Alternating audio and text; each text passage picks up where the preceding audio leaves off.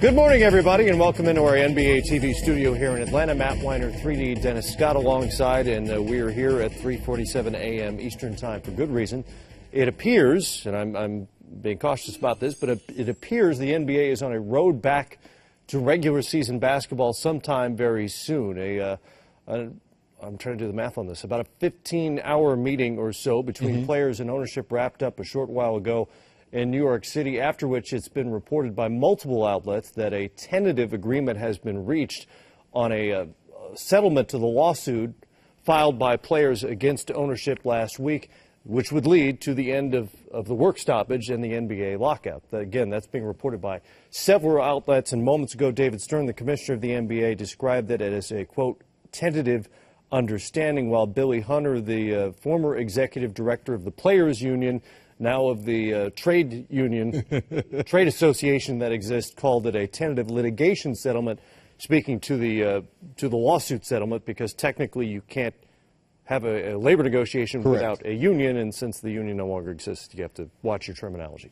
Nonetheless, it looks like we're going to have basketball. It looks that way, sounds that way. One of the longest, 49 days, 150 days since we're past 12 o'clock. Who's counting? Who's counting, right? But the bottom line is good news is on the way, so it looks like we may have some basketball on Christmas Day. That's really all we have in terms of details at this point, because no one has released anything in terms of the framework of the agreement. When the two sides last met, they had more or less gotten to a 50-50 split of basketball-related income. The sticking points were the so-called system issues, and in particular, 6 particular items. We don't know where any of those shook out at this point.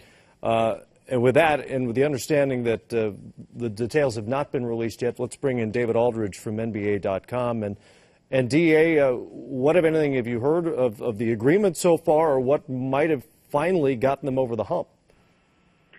Well, I can tell you this. I mean, someone who was involved in negotiations said that they were just desperate to get something done, that both sides were genuinely engaged in trying to make a deal happen tonight, because everyone finally understood the urgency of getting a real season, a defined season in place, and that had to happen by the end of December. Nobody wanted a repeat of 99 with a 50-game season. For all, with all due respect to the Spurs, I think most people really did not feel like that was as legitimate as a season as you could have. And so people wanted to have a more representative season, and 72 games was the ideal. That obviously could not happen once the litigation began. But nobody wanted to start the litigation road. That just was not going to be a good outcome for anybody. I think everyone understood that once you went down that road, you were talking about the loss of a season and perhaps more. So there was a genuine desire on the part of both sides to get this done. And you're right. I mean, the details are still not available, and they'll be coming out soon. We'll all be working the phones. But the important thing for NBA fans to recognize is that basketball is going to be back, and this thing is going to be over pretty soon. Well, D.A., you've been around the NBA so long. When you look at this process, do you think this deal's getting done to save face with the fans, Christmas Day right around the corner, or we saw baseball get their deal done with a handshake with no difficulties? I'm always aware of their external pressures brought about by other things and maybe other leagues, but I don't think baseball's making a deal had much to do with this. This was its own nightmare,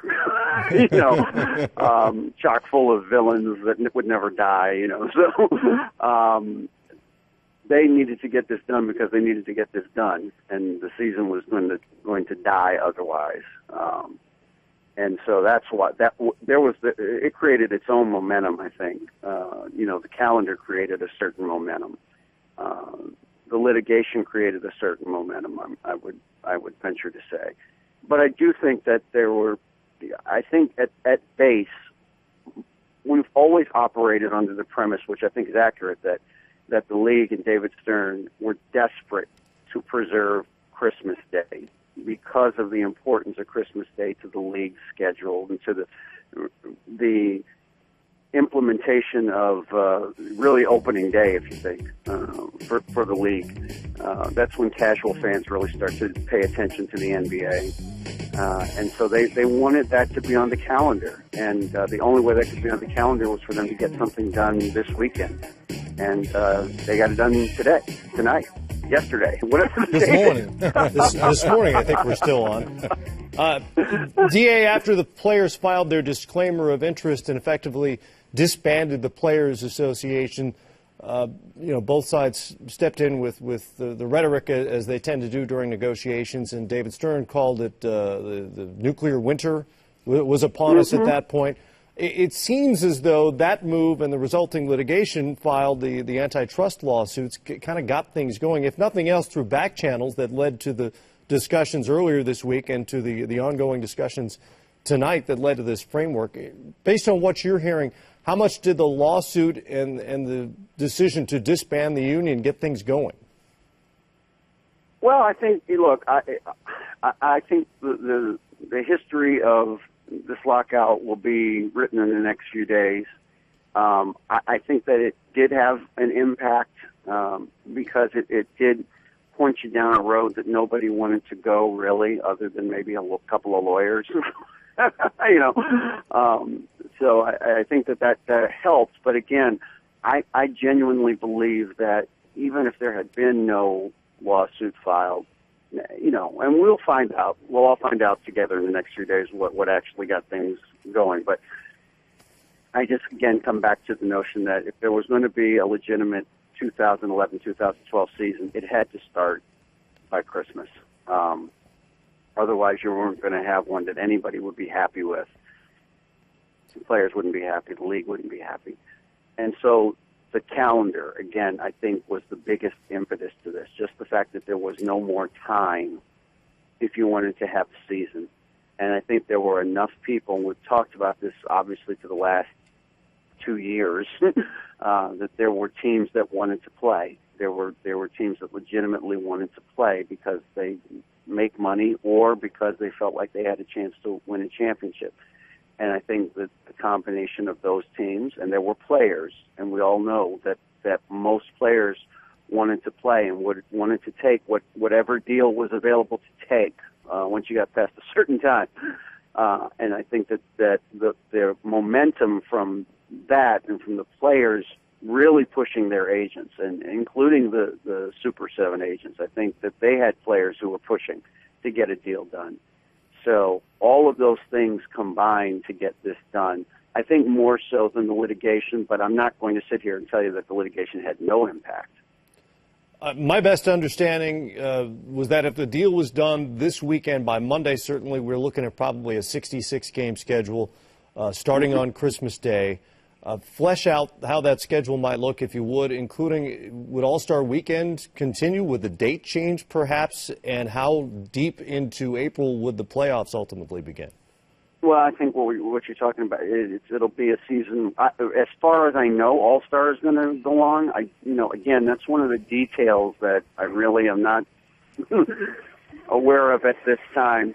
Now, I think what will happen, Matt, is that you're going to have a season. The regular season will probably be extended by a week, maybe 10 days. It'll probably end last week of April.